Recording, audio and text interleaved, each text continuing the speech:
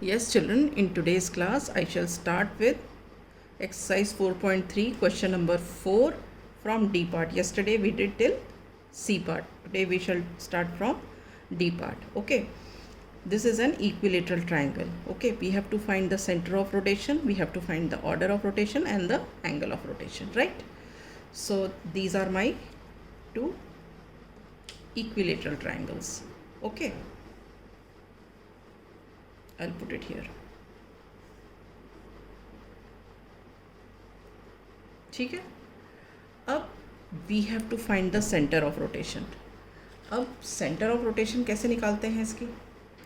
Centre of rotation निकालते हैं, centre of rotation we get by the intersection of point of intersection of medians. So we will draw the medians of this equilateral triangle. Median क्या होती है? Line joining the vertex and mid point of the opposite side. इस opposite side का जो mid point होता है. ठीक है. Similarly line segment joining the vertex and the mid point of the opposite side. Similarly line joining the vertex and mid point of the opposite side. तो हम चलो तीनों ये जो ट्राइंगल है हम इसको मार्क कर लेते हैं, ए, बी और सी. ठीक है. इसको भी मार्क कर देती हूँ मैं, ए, बी और सी. ये ओरिजिनल फिगर है, इसको डिस्टर्ब नहीं करेंगे, रोटेशन इससे देखेंगे. ठीक है. अब सबसे पहले हम मीडियंस बना लेते हैं. मीडियन क्या है? वर्टेक्स और मिड पॉइंट ऑफ ए. तो हम इसको ज्वाइन कर देते हैं.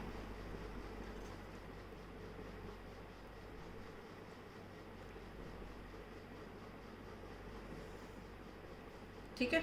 लाइन ये हो गई है फर्स्ट मीडियन. अब हम बनाते हैं दूसरी मीडियन.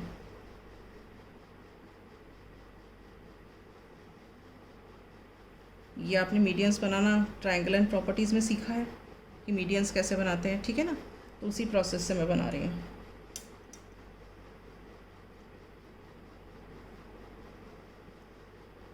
तो ये हो गई हमारी मीडियंस.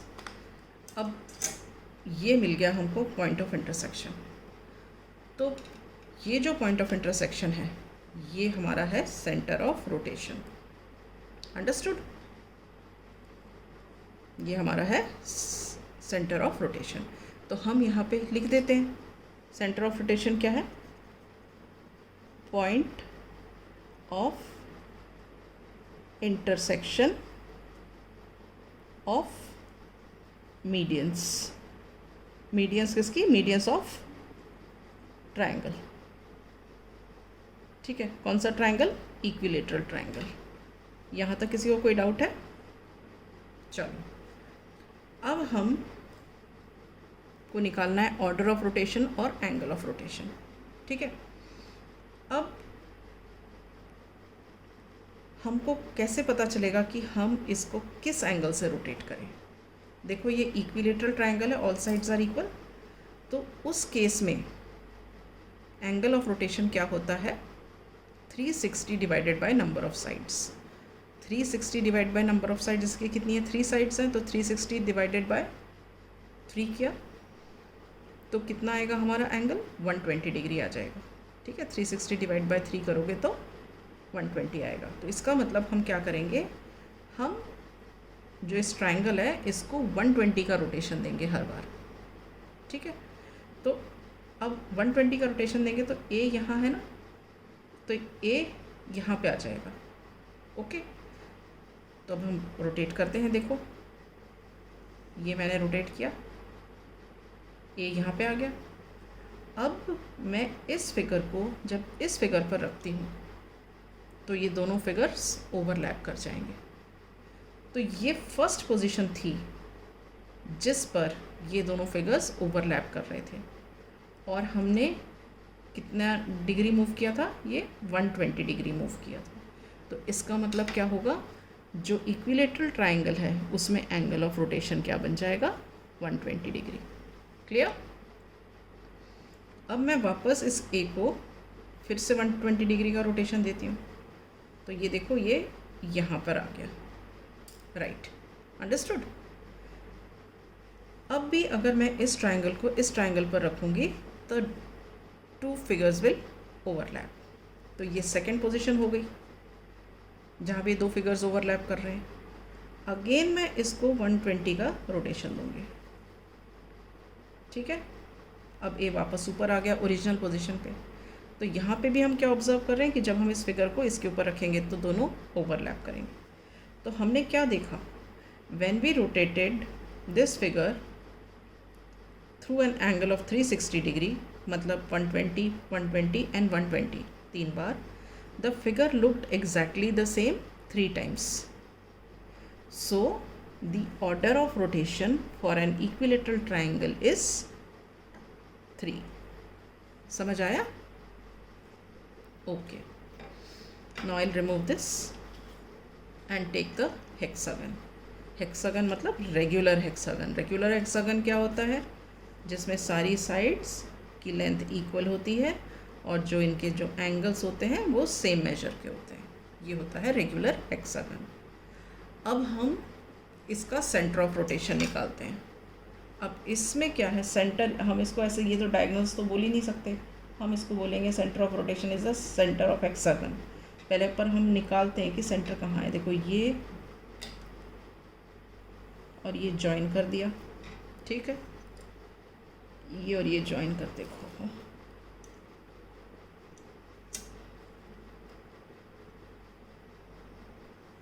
ये और ये जॉइन किया, ठीक है।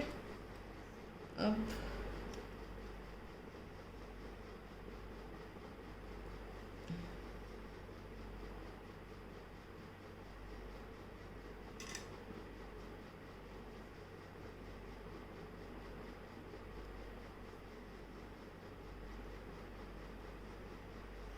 ये हो गया, ये देखो।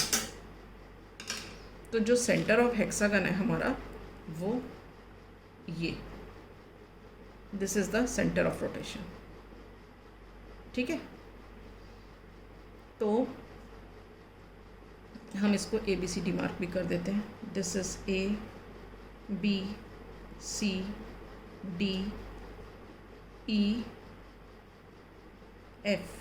ठीक है। इसमें भी मार्क कर देते हैं ABCDE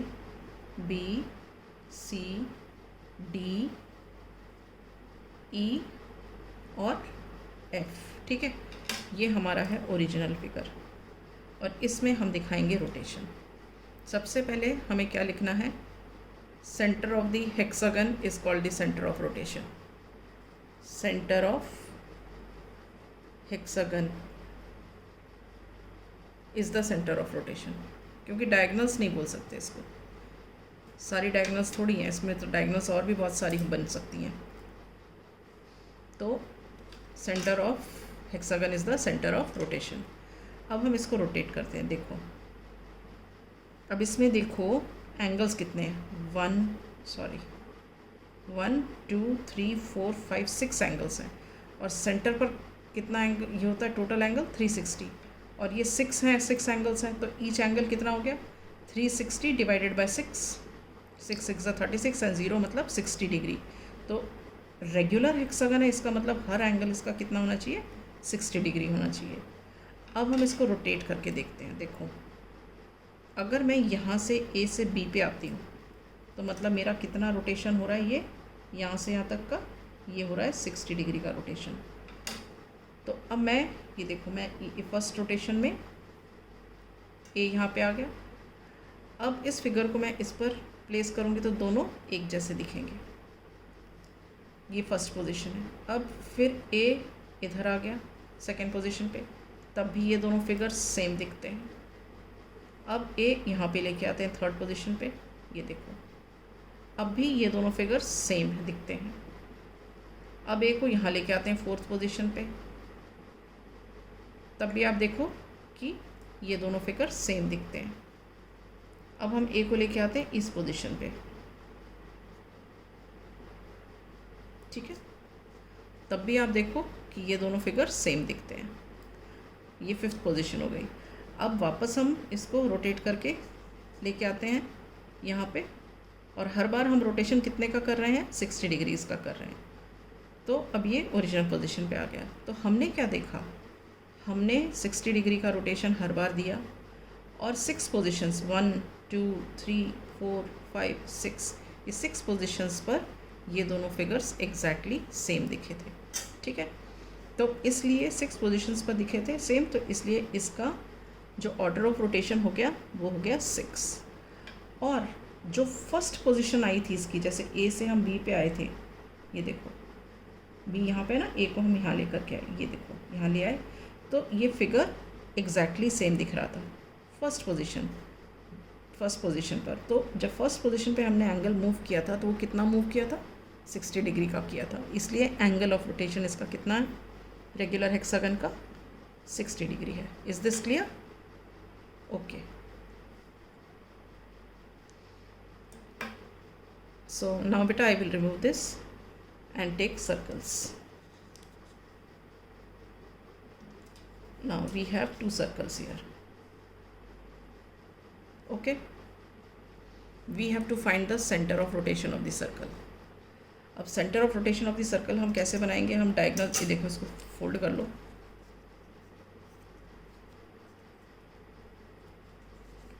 ठीक है, तो हम ये डायमीटर बना देंगे दोनों की।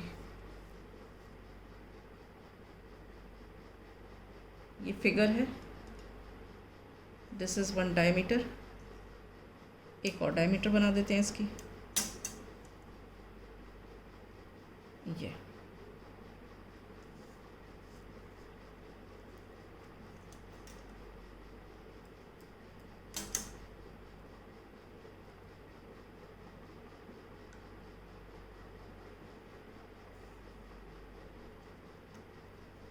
ये देखो ये दोनों डायमीटर्स हैं and they intersect at this point.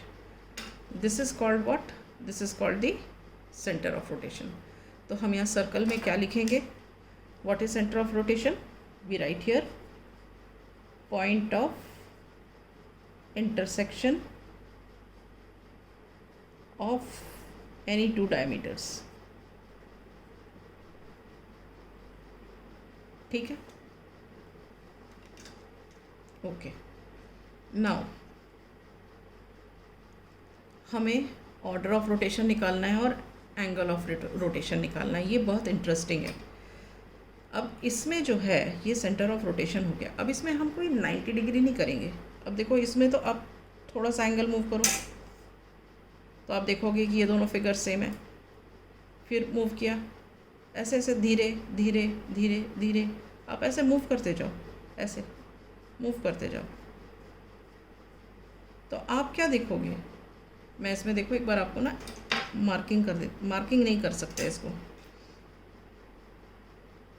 ठीक है। तो हम क्या देख रहे हैं, अगर मान लो हमने यहाँ से शुरू किया, ऐसे घुमा के देखो, ऐसे लेकर के घुमा के लेके आए 360 डिग्री पे, तो हम क्या देखेंगे, हर पोजीशन पर चाहे यहाँ यहाँ यहाँ यहाँ यहाँ कहीं भी देख रहे हो, ये दोनों फिगर्स सेम दिखते हैं। ठीक है, किसी भी थोड़ा सा भी, इतना सा भी घुमा दिया फिर उठा के इस पर रख दिया तो ये दोनों सेम दिखेंगे, थोड़ा सा घुमा दिया फिर रख दिया, दोनों सेम दिखेंगे। तो इसका मतलब क्या है कि हर पोजीशन पर ये दोनों सर्कल्स ओवरलैप करेंगे। तो इसमें ऑर्डर ऑफ रोटेशन क्या हो गया, इनफाइनाइट। इनफाइनाइट क्यों हुआ, क्योंकि जितनी बार हम रोटेट करेंगे उतनी बार ही दोनों फिगर्स ओवरलैप करेंगे, तो ऑर्डर ऑफ रोटेशन इनफाइनाइट हुआ। और एंगल ऑफ रोटेशन क्या हुआ, कोई पर्टिकुलर एंगल तो हुआ नहीं, तो हम क्या कहेंगे, एट ऑल एंगल्स। जितने जैसे भी एंगल ले लो, आप 5 डिग्री ले लो, 10 डिग्री ले लो, आप 30 डिग्री ले लो, आप 60 डिग्री ले लो, कुछ भी ले लो, आप क्या देखोगे कि ये दोनों figures they will look same. ठीक है, और हमें पहली पोजीशन लेनी थी, पहली पोजीशन आप मान लो आपने ले ली 20 डिग्री, ओवरलैप करेंगे। ये ओरिजिनल है, मान लो आपने ले ली 50 डिग्री, तो ओवरलैप करेंगे। आप कुछ भी एंगल लोगे फर्स्ट पोजीशन, उस पर ही ओवरलैप करेंगे। तो इसका मतलब angle of rotation is at all angles. All right, now I will remove this bit and take the semi circles. ठीक है, this is 1 semi circle and this is the second semi circle, right. अब हमें यहाँ पे centre of rotation निकालना है। अब centre of rotation क्या होगा इसमें, सेंटर ऑफ रोटेशन ये होगा, mid point of the diameter of semi circle, ये वाला मिड पॉइंट ये होगा सेंटर ऑफ रोटेशन। तो हम यहाँ पे लिखेंगे, और ये डायमीटर है, अगर हम इसको एक्सटेंड करके सर्कल बना दें तो ये हमारी क्या होगी, डायमीटर। तो हम बोलेंगे mid point of the diameter, will write here